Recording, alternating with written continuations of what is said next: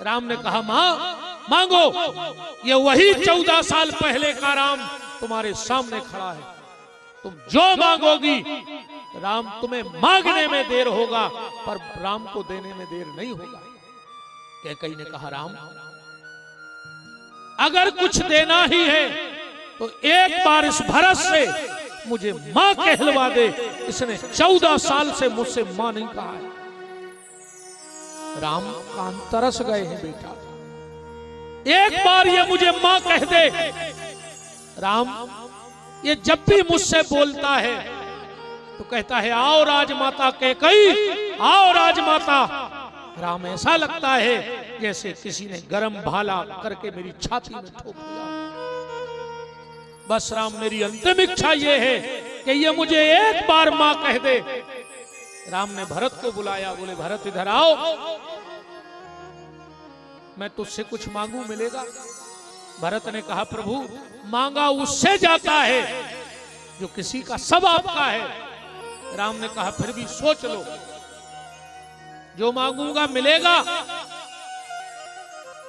तो भरत ने कहा सुन लो प्रभु, ये भरत सब देने को तैयार है, पर अगर आप कहो कि इस कैकई को मां कह दे तो भरत कैकई को मां नहीं कहेगा।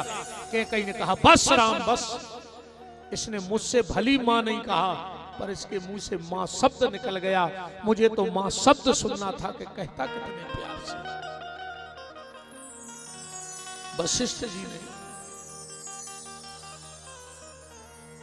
कहा राघव ये बलकल बस उतार दो,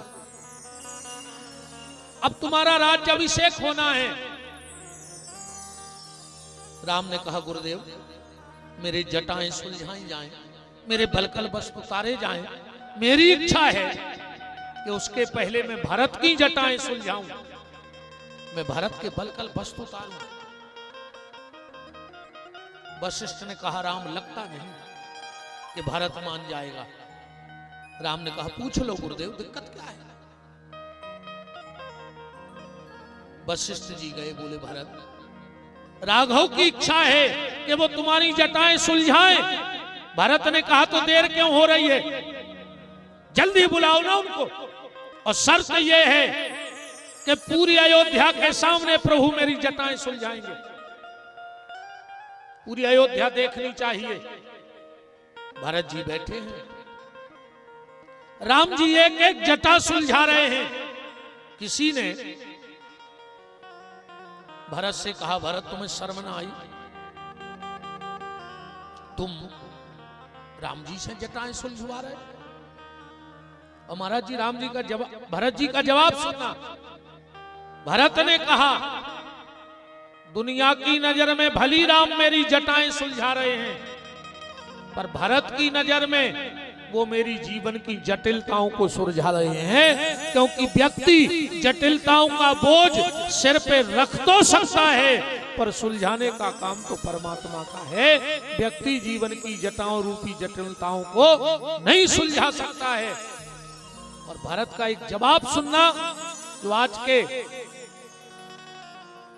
जो माहौल भाई भाई के प्रति बन गया है उस पे जो कटाक्ष भरत का है। भरत ने कहा इनको केस भी कहा जाता है, बालों को केस कहा जाता है। मैं सारी दुनिया को ये बताना चाहता हूं कि भाई वो नहीं है जो भाई को केस में उलझा देवे, भाई तो वो है जो भाई के केस सुलझा देवे, उसको भाई कहना।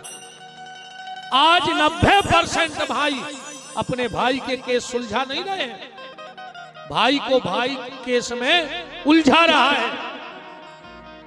चले जाओ आप कोर्ट कचहरी, अगर दिन में 50 सुनवाई होती है कोर्ट में तो महाराज जी 45 भाई भाई के झगड़े की होती है।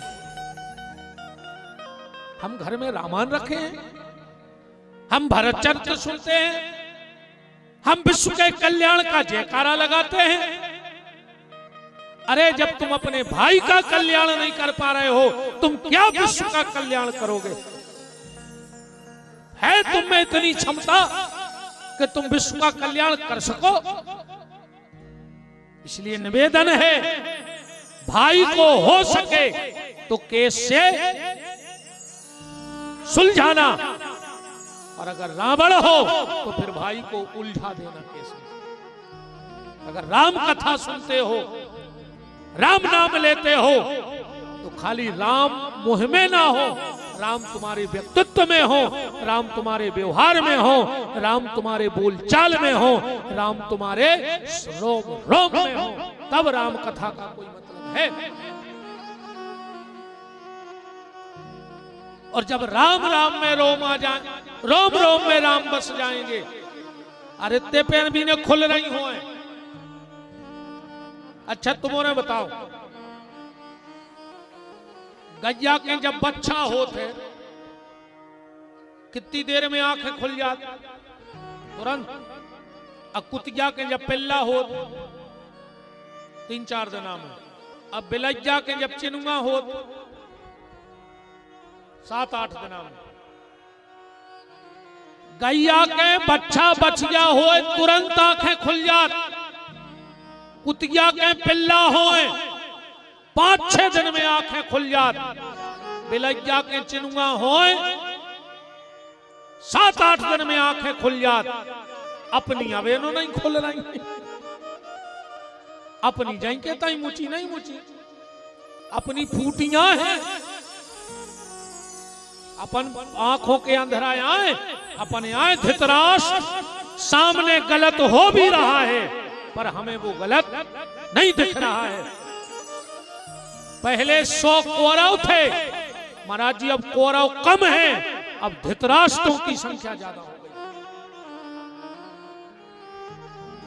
सामने गलत देखते हुए भी हम लोग उसका विरोध नहीं कर पा रहे, तो धृतराष्ट्र नहीं और क्या हो। अंतिम बात, क्योंकि महाराज जी